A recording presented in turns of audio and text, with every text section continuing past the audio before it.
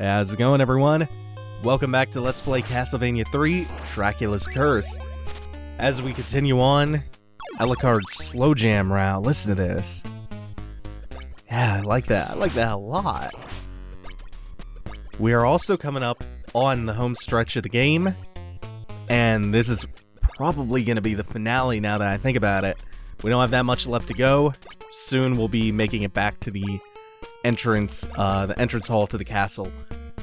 But as we come up to the home stretch of the game and as we wait for acid to dissolve the floor blocks, I want to give credit to the originator of Castlevania.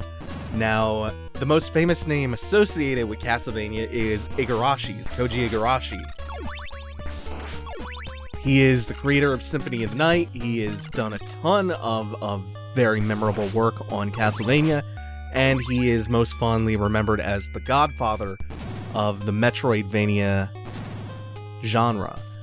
But Igarashi did not come up with the original idea for Castlevania. Here is the cool part, though. As best as anyone can tell, the guy who made Castlevania 1, came up with a game in the first place, is a guy named Hitoshi Akamatsu, who pretty much made Castlevania 1. I'm pretty sure he did Simon's Quest. He was the director of this game, and really didn't do a whole lot else. Only worked on a handful of other games. Hitoshi Akamatsu. Nobody in the public was really even sure of that until relatively recently. First, to understand this story, you have to understand something about game development during this era. There was a lot of headhunting that used to go on. Companies would swoop in, make some really generous offer to a developer who, did some prominent work on a really good game, and they would kind of steal those away from another publisher, steal those developers away. So to cut down on headhunting, especially in Japanese games, I never really see this in Western games from this era. Then again, Japanese games were, this is kind of the height of Japanese game development, at least I think so anyway. Games from around this era, NES, SNES. So to cut down on this, publishers kind of started telling their developers to not use their real names in the credits for games. Instead, what you see in the credits to a lot of Japanese games from this time are nicknames instead of actual names. For instance, everyone knows about Inafune's nickname. Holy shit, that went quick! I wasn't expecting that. This level sucks, so I'm just gonna turn into Alucard and map my way up. Castlevania-related set of nicknames, one of my favorites ever. Two different Castlevania composers used to be credited as James Banana. James Banana. Fucking love that name. This makes it kind of difficult to actually give credit where credit is due. Well, a writer for Retro Gamer magazine and Hardcore Gaming 101 found out in an interview with the creator of Haunted Castle, which is an unpublished Castlevania game. I think it's like the second or third one. No, the second one is Vampire Killer. It's like one of the first original 6 that went unpublished. He found out in an interview that Hitoshi Akamatsu made Castlevania 1, 2, and 3. Nobody really knew about him up until that point. This interview came out in 2012 or 2013, August, in one of those 2 years. You can look that interview up in the magazine. It's if you're into old games, Retro Gamer magazine is amazing. You should check them out. So ever since that came to light, there's been a really big effort to track this guy down, and it's all been to absolutely no avail. Totally fruitless. Sam Derbu, also from Hardcore Gaming 101, found a patent that Akamatsu had filed way back that listed a home address. So he kind of just guessed at what the zip codes could be, found 5 addresses that were the same as that in 5 different zip codes in Japan. He sent letters to all of them. None of them returned anything except one of them, which I guess indicated that he no longer lived at that address. So, totally unsuccessful attempt to contact Akamatsu there. John, I can't remember his last name, John, the author of The Untold History of Japanese Game Developers, tried to track Akamatsu down for an interview, again, with absolutely no luck. People have been trying for a while to track him down and actually pick the brain of the guy who made Castlevania. No luck. By all accounts, the original creator of Castlevania made a handful of games and vanished from the industry like a ghost. The only other thing I know about Hitoshi Akamatsu is something that I read from a couple of different sources. He worked on Snake's Revenge, which is the original sequel to Metal Gear 1, the original Metal Gear. He worked on Snake's Revenge. Hideo Kojima, who really needs no introduction, had no idea that Snake's Revenge was even being made. And it's rumored that he hated Snake's Revenge. He called it something like a piece of shit once. So Kojima wound up making Metal Gear 2, which is now considered to be the official sequel to Metal Gear 1, and Snake's Revenge is long since no longer considered canon. The history of the first three mainline Castlevanias is super interesting because of that, because of how totally mysterious the creator is, and his weird spotty track record. Like, on one hand, you have Castlevania 1 and 2, and then you have Snake's Revenge and Simon's Quest. Okay, so we got the mummies again. You know how this fight's gonna go. We've seen this before. This is just the same, like the exact same series of boss fights that we saw in an earlier route, except since we kind of messed around with save files a little bit and started a new one to take a different path through the game, we're going to be refighting these three bosses in a row. So we start with the mummies, we move on to the Cyclops, and the gargoyle, Beelzebub. Maybe it's Pazuzu. Just reading, someone left a comment about Pazuzu being Babylonian in origins. Some big winged, satanic-looking demon is going to come out of that third coffin. So we've seen this this order of three bosses before.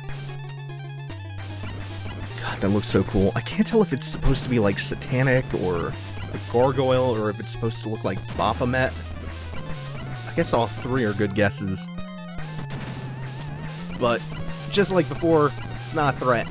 Oh, there's that fireball attack that I think I mentioned before. See, it can do something different. It can actually hit you if you just absolutely don't make any effort to dodge it at all. Yeah, the mummies are probably the hardest part of that fight. Cyclops is always easy to get away from. There's no real threat of our big goat simulator friend harming you too much or killing you. The mummies can do a number on you though. And here we finally come to the entrance hall. Woo! Love the entrance hall. The entrance hall is nearly identical in most of the games that it appears in. The layout is often very, very similar between games. Also, I don't know if there are any more of those statues coming up. There should be a couple more on the next couple floors that we're moving to, the next couple screens. We passed a couple statues just now, which are censored in this version of the game. I think in the original Japanese version, those statues are nude, and in the American localized version of Castlevania 3, they are clothed.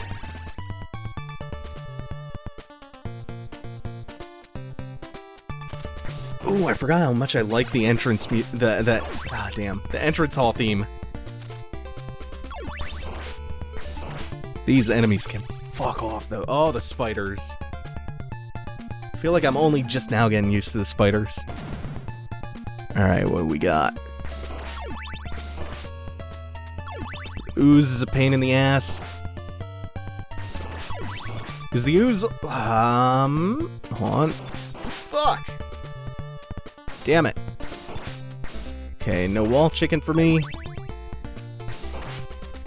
The ooze should be dropping down on me at some point soon. No, it's just right there. Can get up to the next screen before it hits me. I don't like it when the ooze drops on me. It's hard to deal with. I'm looking for some more of those statues. Kind of make my point. Okay, we got more of the high-low mix-up knights. Just don't relent on them. Just mash that button when you get a chance and kind of be ready for that mix-up. Oh, again, I thought that would be able to hit me. Nope. Come on.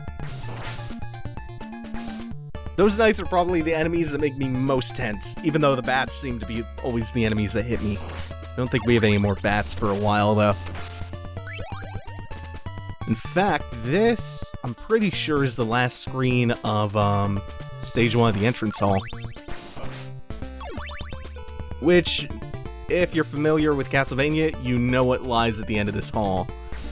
Very, very intense fights coming up, and I accidentally jumped to heart. Nah, I'm at 42, that's not gonna matter. Collapsing bridge, though. Gotta be a little bit careful with something this. The axe didn't hit him, so...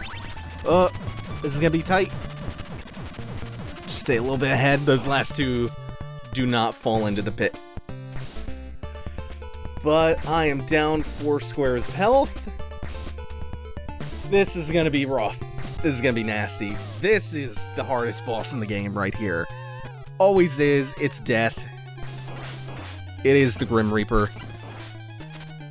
Okay, the first phase is the hard part. If I can get through this without taking too much, I think I'm okay for the second part. So far, oh! Shit, they do so much damage. I think I could probably take 2 more. Okay, this is, man. I had a really good death fight. Happy with that.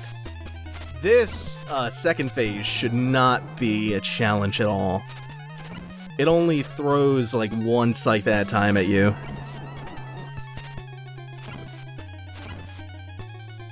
Gotta be a little bit careful. Think if I wasn't sure what to do there. Wasn't sure if I should try to cross to the right side of the screen or to the left.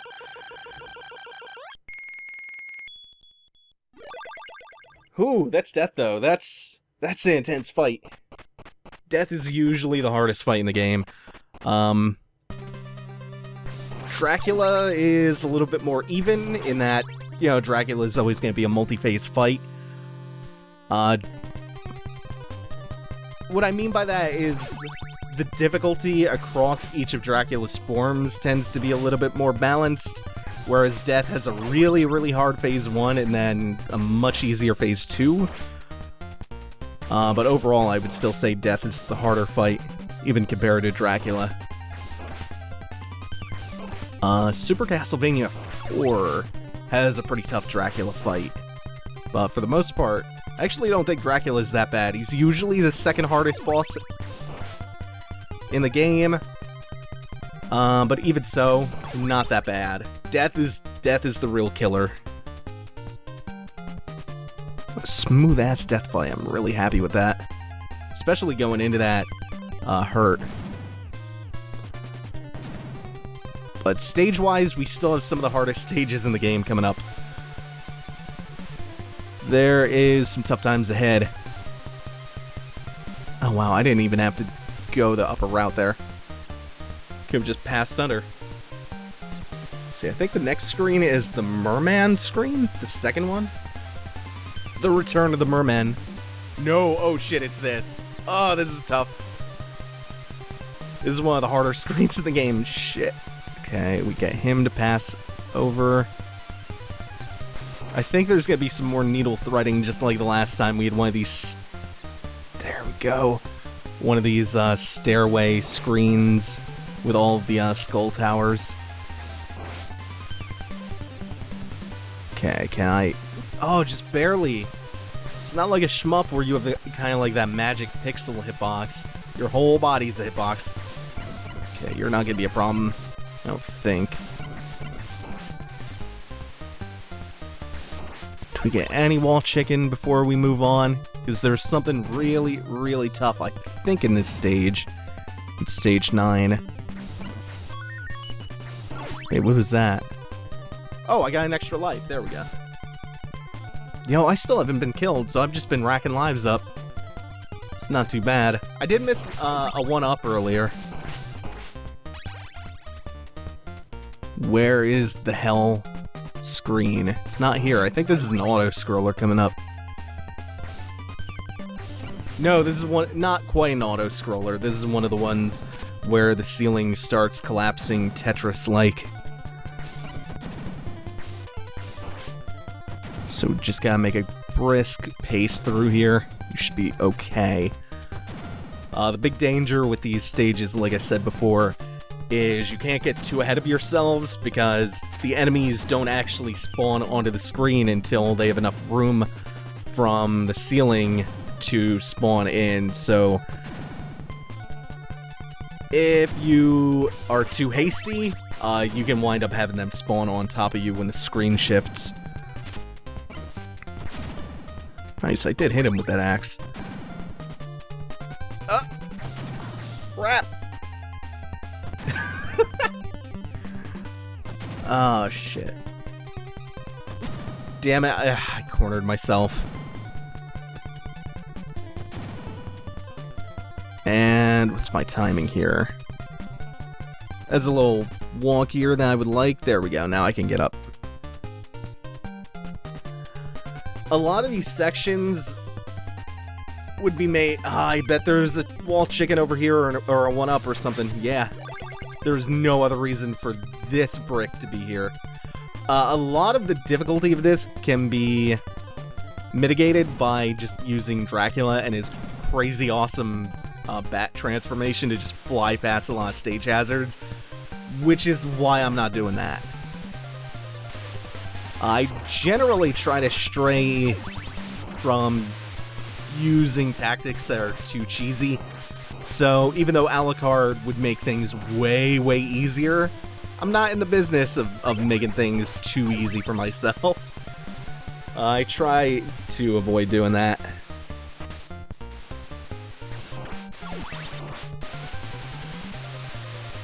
Oh, shit. God damn it, these ravens are almost as bad as the bats. No, they're worse. They're way worse. What am I talking about? They're way less predictable than the bats. The screen of Medusa heads is pretty goddamn easy, though. And, oh, I know what this is. I know what this leads to. Right over here. Surprise boss fight. Fight your rival. Your Shadow, oh god. Shadow Trevor. There we go. Shadow Trevor. Now, some people may say that I'm a hypocrite for doing that. But really, I blame Shadow Trevor for letting me do that. Because he just dropped on top of me. It's his fault. It's his fault my cheese worked. It's like the 2D equivalent of using the stairway trick against Father Gascoigne. And if I'm not mistaken, this is the final stage of the game. Only a couple of screens now stand between us and our goal of killing Dracula. And the last couple of screens that we're coming up to, including this one, are among the hardest in the entire game. Nice! Got both of them. Thank you, screen slowdown. And then I got none of them.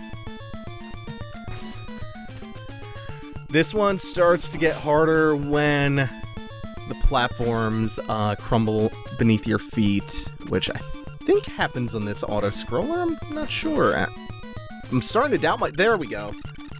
So now is where this starts to get a little bit challenging. But you can use that trick where you jump up on the platforms to stop them from crumbling as easily, or slow that down a little bit. This is the... Oh god, this is the hardest part of the game coming up. And this is why the floor collapses. But you have to kind of sit still for a second so you can deal with this enemy. I'm dead. No, I'm not! Shit! Hold the two invincibility frames! And it's despawned. That was actually, like, I took a ton of damage there, but that was still kind of lucky. Oh, I need health, though, because I think Dracula's pretty close. Dude. I kind of love this playthrough for how ridiculously lucky I get. You know what? Wow, 2 holy waters. I don't want that, though. I want to not get hit by a spider and to get that wall chicken. Okay, cool. Oh, this is so good. I just fluked my way through the hardest screen in the game. Oh, that feels good. Any clutch moment is like 50% skill and 50% luck. And that defines like this entire playthrough. This game is awesome. I love this game so much. I can't believe I missed out on this when I was a kid. Like, I always knew I loved Castlevania 1. Played Castlevania 1 when I was a kid. And just never ever had access to Dracula's Curse before. Fuck. This game is so good. When are we gonna get another decent side-scrolling Castlevania in this vein? Not like a big open map Metroidvania style one, but just tightly designed 2D don't want that dagger. 2D Castlevania. I avoided 2 different holy waters because I actually really prefer the axe for Dracula. This music definitely does not sound like it should be what's playing for the Dracula fight. So, classic Dracula. Got a whip in the head. Phase 1 done. Phase 1's pretty simple. Phase 2 is maybe a little bit harder, but it's not bad. The axe makes this one very, very easy, because you can hit him at such an odd angle. And pretty much, you don't want to get cornered when he is going to crash into you in the corner, which he's not going to do on the right side here, and I can finish him before he actually hits me in the left side corner. And third phase. This is the music that should be playing for a Dracula fight. This is a much harder version of the Japanese version of this fight. The English localized version of the Dracula fight actually is a little bit harder. I'm not entirely sure why those differences exist. Shit. Just like every other phase, you can't hit him anywhere but the head. It's actually very Sigma, this phase. It's pretty much just a background element that you have to hit in the head. And that's it. We have beaten Castlevania 3 Dracula's Curse. Dracula is dead. For the time being, anyway. Remember, second game in the timeline.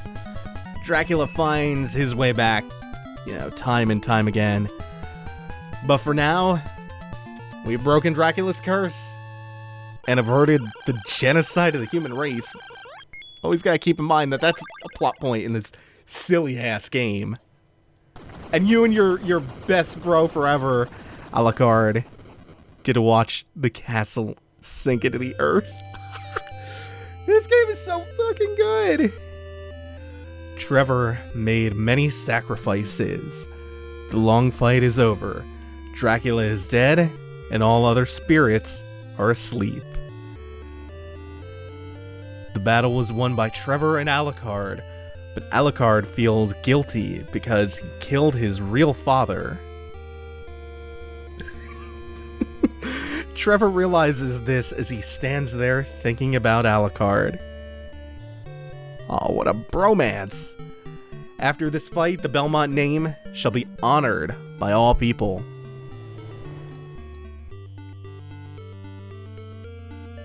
This is a very Mega Man X ending. Trevor staring out at the cliff, pondering the meaning of life.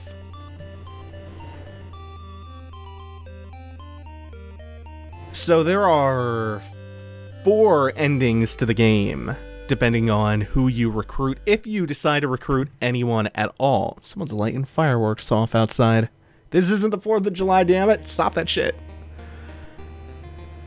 So there's an ending if you don't recruit anyone, if you ignore Sypha, Alucard, and Grant. Which I don't remember, but it's pretty much just Trevor all by himself watching the castle sink into the earth after Dracula is killed. Grant Dynasty. Yeah, right. I think I talked about the origin of his name before. There's one with Sypha where I believe Trevor and Sypha fall in love, which I can't remember if that's the canonical ending or not. And I believe the one with Grant, it's kind of similar to the Alucard one. They just have a big, nice bromance going on. They're best buddies.